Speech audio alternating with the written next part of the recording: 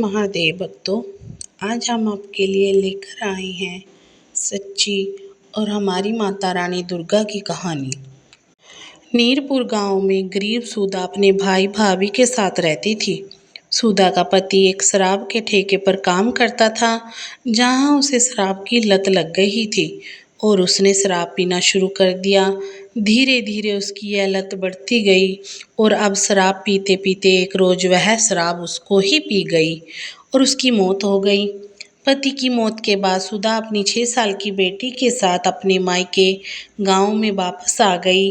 अब वो अपने भाई भाभी के साथ रहने लगी, लेकिन सारा दिन काम करने के बावजूद भी उसके भैया भाभी उसे खूब ताने सुनाते। सुधा माँ दुर्गा की बड़ी भक्त थी। ऐसे ही एक रोज, भाभी मैंने सब्जी बना दी है, रोटी आकर बना लूँगी, पहले मैं दर्शन करके आ जाऊँ, यह कह के वह दुर्गा माँ के दर्शन करने मंदिर में चली जाती है। इधर घर पर उसकी 6 साल की बेटी आंगन में खेल रही थी। इतने में उसकी मामी बोली, हे अन्नू की बच्ची, क्या तब से वहाँ लंगड़ी टांग खेल रही है? तेरी माँ को तो काम नहीं करना पड़े इसलिए मंदिर का बहाना बनाकर निकल जाती है, लेकिन मैं तुम माँ बेटी की नौकर नहीं हूँ। तेरी कामचोर माँ मंदिर भाग गई तो क्या हुआ, तू जाकर चूल्हे पर रसोई बनाकर लेकर आ। आगे अनु बोलती है, मामी लेकिन मुझे तो चूल्हा जलाना नहीं आता, मैं कुछ नहीं जानती और अभी नहीं सीखेगी तो और कब सीखेगी। पूनम ने अनु को जबरदस्ती रोटी बनाने चूल्हे के पास बिठा देती है। अनु आग जलाने की कोशिश करती है, तभी उसका हाथ जल जाता है।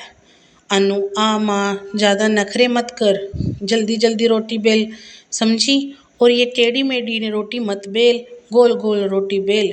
अनु रोते हुए कोशिश करती है। इतने में पूनम की 10 साल की बेटी नेहा वहाँ आ जाती है और चूल्हे से थोड़ी चिंगारी निकालकर अपने हाथ जला लेती है।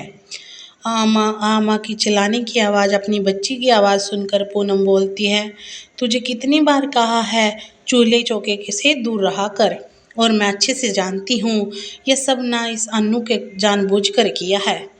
रुक, मैं अभी तुझे बताती हूँ, यह कहकर पूनम डंडे के साथ अन्नू की पिटाई करने लग जाती है। तभी सुधा मंदिर से लौट आती है, साथ ही उसका भाई भी खेतों से लौट आता है और वह कुछ कह पाती उससे पहले पूनम अपने पति के सामने रोने गिड़गिड़ाने लग जाती है। मेरी तो कोई वैल्यू ही नहीं है, इस घर में सारा दिन गधों की तरह काम करती रहूं और फिर इस फूटब लड़की के मुंह से ताने सुनती रहूं। सुनो जी, अब इस घर का या तो सुधा दीदी रहेगी या यह छोकरी, या फिर मैं यहाँ रहूंगी।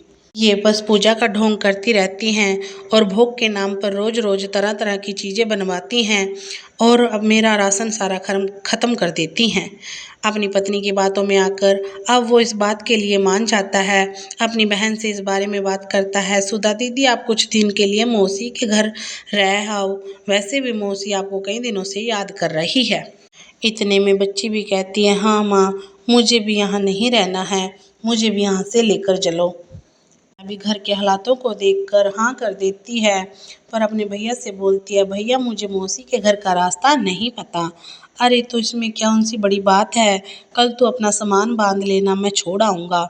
अगले दिन सुधा अपनी बेटी के साथ कपड़ों की पोटली बांधे, एक हाथ में माँ दुर्गा की मूर्ति लिए और उसके साथ चल के रास्ते में पड़ती है।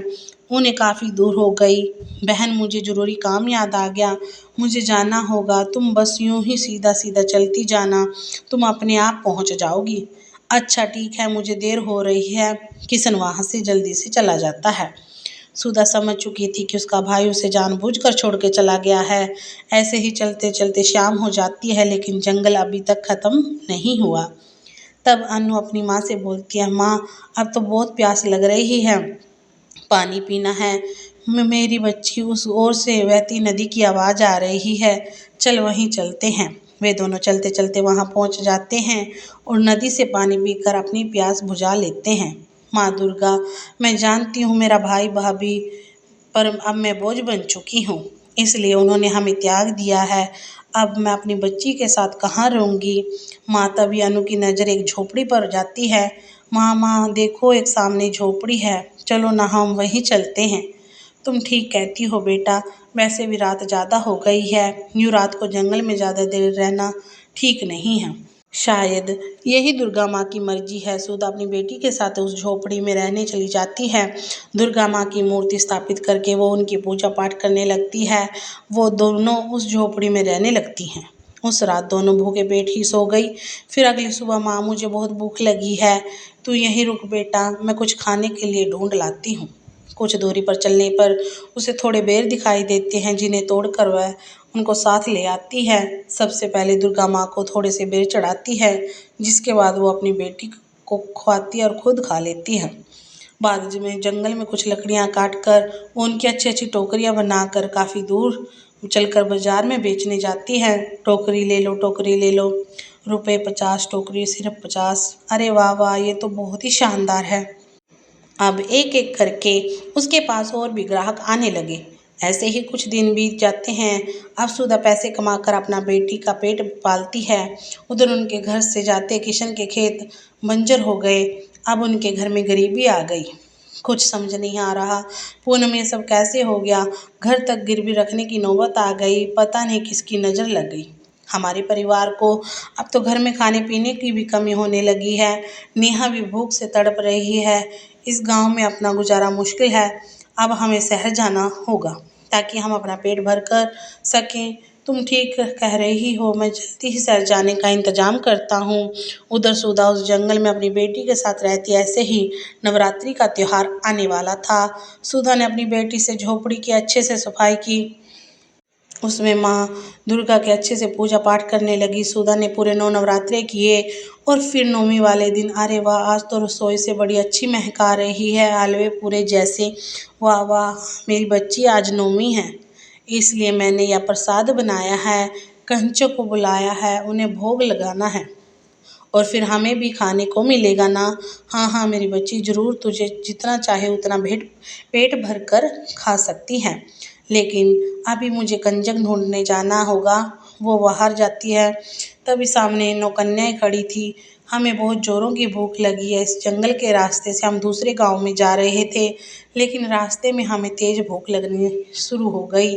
आपकी झोपड़ी से खाने की महक आ रही थी, इसलिए सोचा यहाँ आ जाएं। हाँ हाँ, तुम अंदर आ सकती हो, मैं तुम्हें दुर्गा माँ का प्रसाद खिलाती हूँ।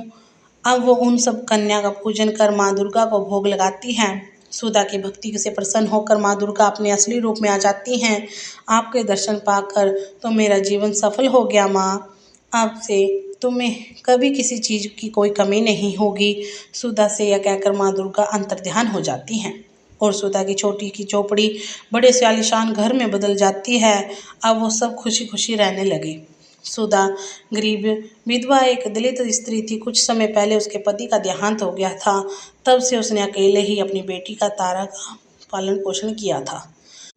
शहर में काम करने जाते समय किशन को जब दिखाई देता है कि रास्ते में सुधा का एक आलीशान महल बन चुका है, तो वह वहाँ जाकर देखता है।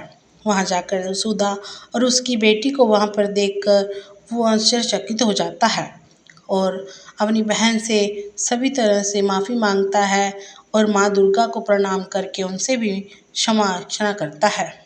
फिर से भाई बहन माँ दुर्गा की कृपा से एक हो जाते हैं और एक साथ रहने लग जाते हैं। तो अगर आपको ये कहानी अच्छी लगी हो, हमारे चैनल के साथ जुड़े रहें और सब्सक्राइब करें, लाइक करें और शेयर करें। हर हर महादेव। आप पर और आपके परिवार पर महादेव और माँ दुर्गा की कृपा हमेशा बनी रहे।